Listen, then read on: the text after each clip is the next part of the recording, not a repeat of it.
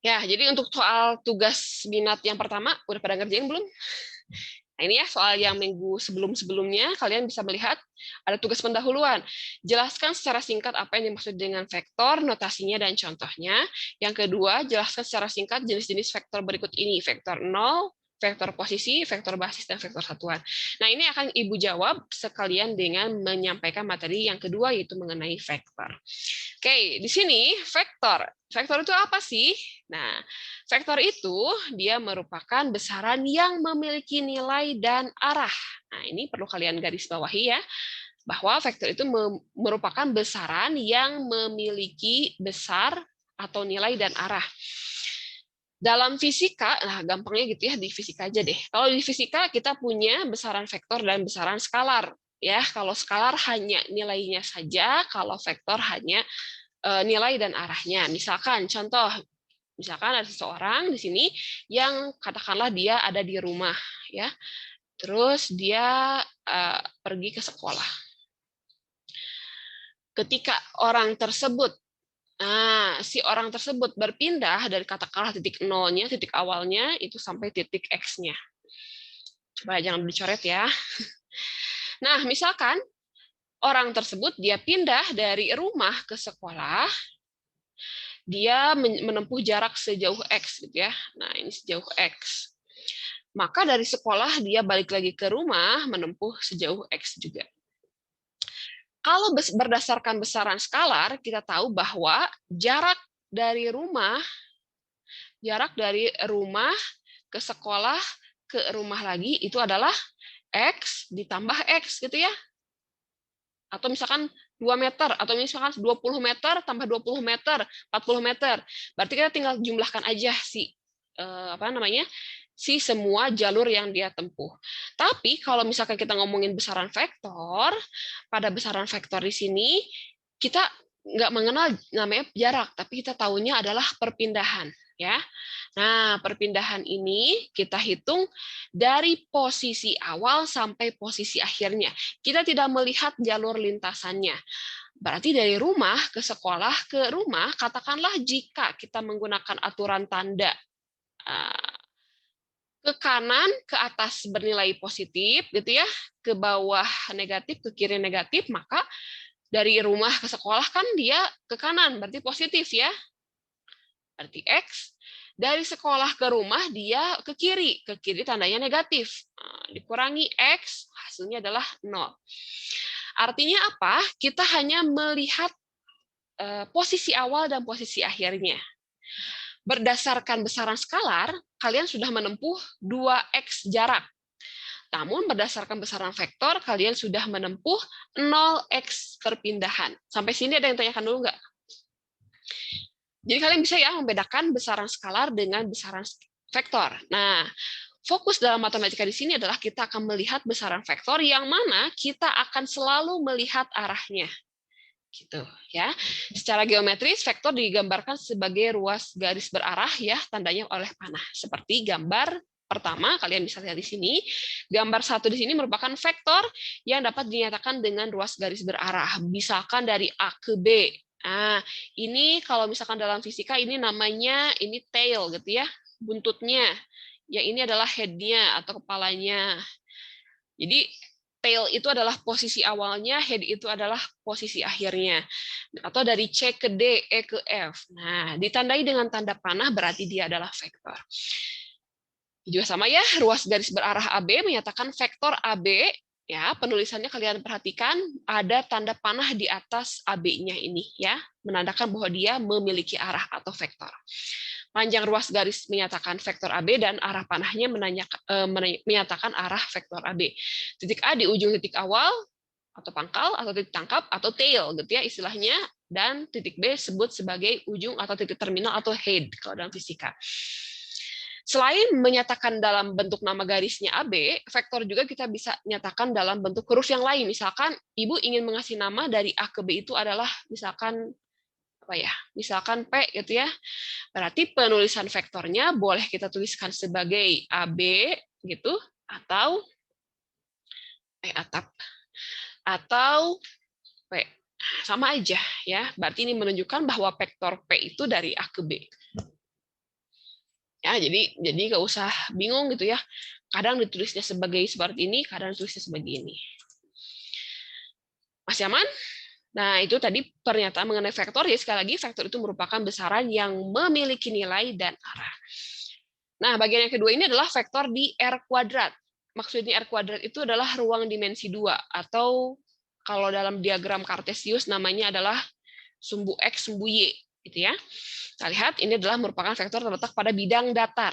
Nah, misalkan ada vektor AB dan vektor U terletak pada bidang alfa. Ini adalah namanya bidang alfa, yang mana ada vektor AB dari A ke B atau vektor U. Ya, vektor U ini dia nggak tahu nih ujungnya apa. Kita namakan sebagai U saja. Nah, ini ada dua cara penulisan vektor. Boleh kita tuliskan titik tangkap dan titik terminalnya, atau tuliskan namanya saja. Sampai sini ada yang tanyakan dulu nggak? Berkaitan dengan penulisan vektor. Iya, kalau misalkan belum ada, kita lihat di sini. Berikutnya adalah notasi vektor atau cara penulisan vektor di mana kalau misalkan notasi vektor di R kuadrat ini bisa kita nyatakan sebagai aljabar. Ya. Dapat dinyatakan dengan matriks baris atau matriks kolom. Ini adalah matriks baris. Ya, jadi boleh ke kiri atau ke kanan gitu ya. Kok barik ya? Baris. Dan ini adalah vektor kolom. Matriks baris dan matriks kolom. Misalkan Ibu punya sebuah vektor AB yang mana komponen pada sumbu X-nya itu dia bernilai 2, ya. Dan komponen pada sumbu Y-nya dia bernilai 1, misalkan seperti ini.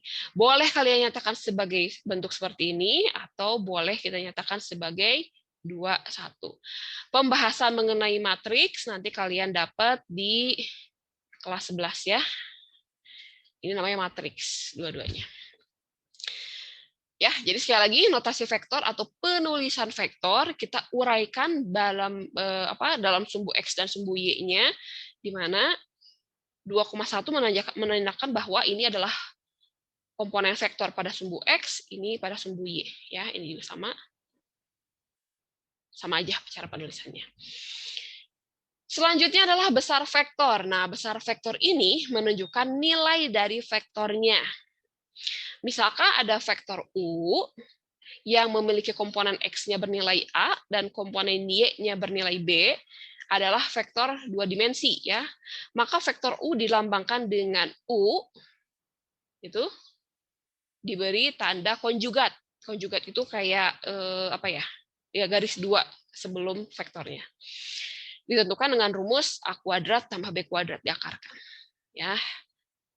Nah, misalkan A kuadrat ditambah B kuadrat. Misalkan ini vektor AB ya. Vektor AB ini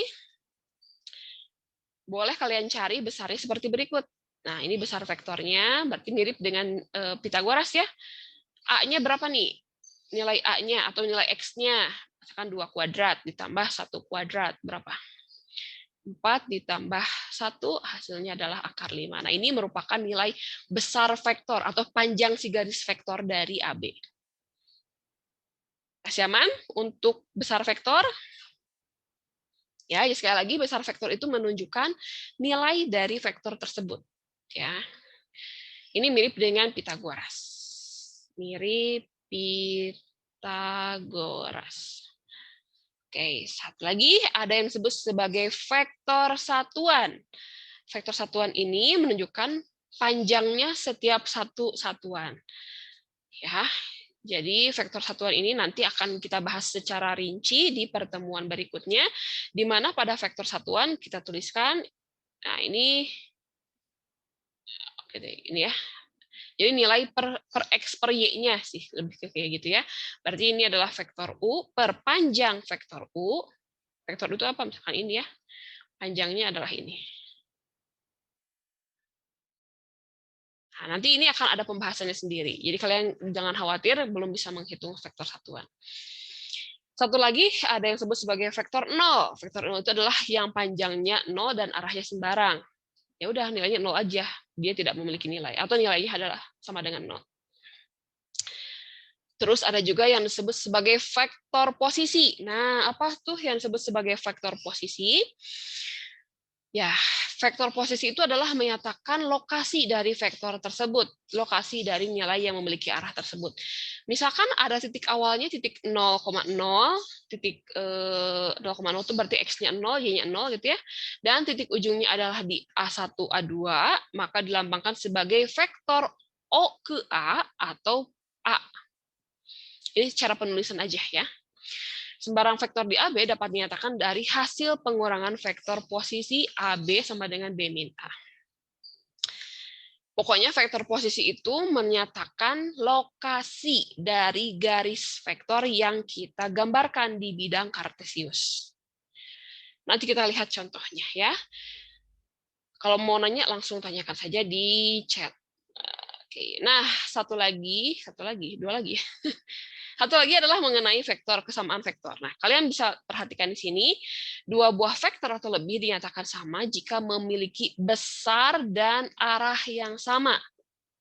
Sekali lagi, dia dikatakan sama jika nilai besar vektornya dan arah vektornya sama. Panjangnya, si panjang garisnya, dan arah kemana panahnya itu sama. Kalian perhatikan pada gambar di sini. Nah, ada banyak vektor. Ibu akan perbesar lagi di sini. Kalian bisa lihat. Nah, pada vektor di sini, kalian bisa menentukan nih mana yang kira-kira memiliki panjang yang sama, arahnya sama. Kalian lihat di sini ada kotak-kotak ya. Nah, berarti misalkan dari garis mana nih? Garis CD. Nah, garis CD ini dia pada sumbu X-nya dia ada berapa nih? 2 kotak pada sumbu X gitu ya. Dan berapa kotak sumbu Y? 1, 2, 3, 4, 5, 6. 6 kotak pada sumbu Y. Kalian cari panah yang bentuknya mirip seperti ini di mana panjang komponen X-nya itu adalah 2 dan Y-nya adalah 6. Nah, kita lihat nih. Kalau VW dia sama atau enggak? VW itu X-nya ada 2 ya. Sampai sini ya. Y-nya ada berapa? 1, 2, 3, 4, 5, 6. Oh, berarti karena dia arahnya sama ke arah sana ya, dan dia ini memiliki panjang atau besar vektor yang sama, kita bisa nyatakan bahwa vektor CD itu dia bernilai sama dengan vektor VW. Coba sampai sini ada yang mau tanyakan dulu nggak? Ada lagi nggak yang sama? Kita lihat di sini. UV, benar sama atau enggak? U itu X-nya 2. Y-nya 1, 2, 3, 4, 5, 6. Oke, berarti dia sama juga dengan vektor UV. Nah, kalau misalkan dengan vektor A ke B, dia sama atau beda? Beda, karena apa? Arahnya berbeda, besarnya pun berbeda. Ya, nah di sini benar ya. CD sama dengan UV sama dengan VW. Nah, kita lihat cari lagi yang sama yang mana? Misalkan dari A ke B. A ke B itu X-nya berapa? 1, 2, 3, 4. X-nya 4, Y-nya 1, 2, 3, 4. 4 juga ya. Arahnya ke arah tenggara gitu ya. Berarti vektor AB dia itu akan sama dengan vektor yang mana? Coba yang peki ya. 1, 2, 3, 4. 1, 2, 3, 4. Oh, berarti sama dengan yang peki. Ada lagi yang sama? Ada lagi nggak? AB, PQ, RS. Nah, ya benar nggak RS? Oh iya, RS nih. RS 1, 2, 3, 4. 1, 2, 3, 4. Nah, berarti dia bernilai sama dengan vektor RS. Ini adalah berbagai macam arah vektor. Nah, sekarang kita lihat di sini bahwa ada juga yang disebut sebagai vektor berlawanan. Kalau misalkan tadi sama itu berarti besarnya sama, arahnya sama, harus sama dua-duanya. Kalau arah vektor berlawanan, besarnya sama, tapi arahnya berlawanan. Contoh, misalkan ABPQ dengan RS, KL. Mana yang KL? KL. Nah, coba kita lihat yang KL. KL di sini ya. 1, 2, 3, 4. Y-nya 1, 2, 3, 4. Nah, KL ini dia berlawanan arah. Ya, walaupun panjangnya sama dengan si AB dan PQ, ya, si KL ini dia berlawanan arah dengan si AB PQ. Nah, ini ya, ini lawan arah, ini searah. Terus vektor apa lagi yang berlawan arah? OM ya.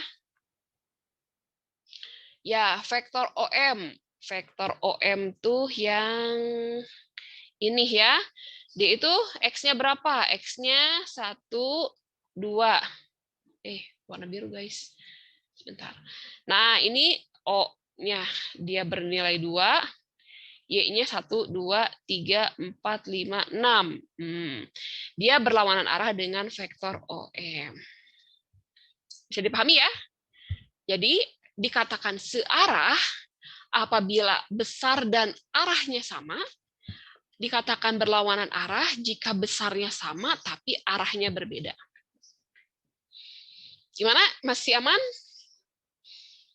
Kalau misalkan punya pertanyaan, boleh ditanyakan di kolom komentar ya. Oke, nah contoh kita perhatikan gambar di bawah ini. Misalkan Ibu punya sebuah vektor dari O ke P ya. Misalkan vektor OP atau misalkan Ibu kasih nama A, misalkan boleh ya. Nah, Ibu punya sebuah vektor seperti berikut, di mana sumbu X-nya ini dia 6, dan sumbu Y-nya adalah 3. Komponen pada sumbu X-nya 6, dan komponen pada sumbu Y-nya adalah 3. Pertama, nyatakan vektor pada gambar tersebut secara aljabar. Bagaimana nih cara menentukan secara aljabar? Ada yang tahu? Jadi secara aljabar itu kita bisa nyatakan dalam bentuk matriks, baik itu matriks kolom maupun matriks baris ya. Nah, Ibu akan coba lihat di sini. Berarti kalau Ibu nyatakan secara aljabar OP gitu ya, atau matriks A, silahkan ini dia memiliki komponen X-nya berapa? X-nya adalah 6, komponen Y-nya adalah 3. Ini jika dinyatakan dalam bentuk matriks baris. Ya, kalau misalkan dalam bentuk matriks kolom, berarti 6, 3. Nah, ini sudah kita nyatakan dalam bentuk aljabar. Aman ya? Yang kedua, tentukan besar vektor tersebut. Berarti OP, kita mau cari panjangnya gitu ya, besar vektornya. Ya udah, berarti kita tinggal kali menggunakan rumus yang kayak Pitagoras tadi, berarti apa nih? X-nya adalah 6 kuadrat, Y-nya adalah 3 kuadrat. Berapa nih? 6 kali 6, 36, ditambah 3 kali 3, 9. Berapa hasilnya? 36 ditambah 9 itu adalah 45. Ya. Nah, akar 45 itu bisa kita disederhanakan menjadi 3 akar 5. Jangan lupa satuan. Kita nggak tahu satuannya berapa, berarti tulis aja satuan. Coba sampai sini ada yang tanyakan dulu nggak berkaitan dengan bagaimana menentukan vektor secara aljabar maupun menentukan besar vektor tersebut. Gimana? Masih aman? Jadi sekali lagi, untuk menentukan secara aljabar, kita hitung komponen vektornya pada sumbu X-nya berapa, pada sumbu Y-nya berapa. Boleh kalian nyatakan dalam matriks baris seperti yang ini, atau matriks kolom seperti yang ini. Setelah kita tahu komponen-komponennya, kita bisa mencari besar vektor menggunakan persamaan berikut. Nah, sudah, kalau misalkan tidak ada yang tanyakan, berarti inilah materi di minggu kedua untuk matematika peminatan. Dan seperti biasa, biar makin paham, kalian bisa menggambarkan. Nah, Ibu sudah punya komponen vektornya, ini dalam bentuk X, bentuk Y, gitu. Nah, kalian cari nih berapa. Coba gambarkan si komponen vektor. Ingat, ini komponen vektor ya, bukan titik pada bidang kartesius. Jadi kalau misalkan Ibu punya OM, misalkan ya, OM-nya adalah 2,1, berarti ketika digambarkan di diagram kartesiusnya adalah Ini kan 2, ini 1. Nah, berarti dari titik ini O gitu ya ke ke sini ya. Nah, ini adalah vektor OM. Ini titik M-nya. Ini sumbu X, ini sumbu Y. Kayak gitu ya. Jadi bukan titik, kalau misalkan pada komponen vektor, walaupun dia sama di sini titiknya ketemu, tapi kita harus tarik garis dari posisi awalnya, dari O-nya gitu ya. Setelah kita gambarkan, cari besarnya vektor, besar vektornya. Berarti besar vektor dari OM berapa nih? Nah, OM sama dengan berapa?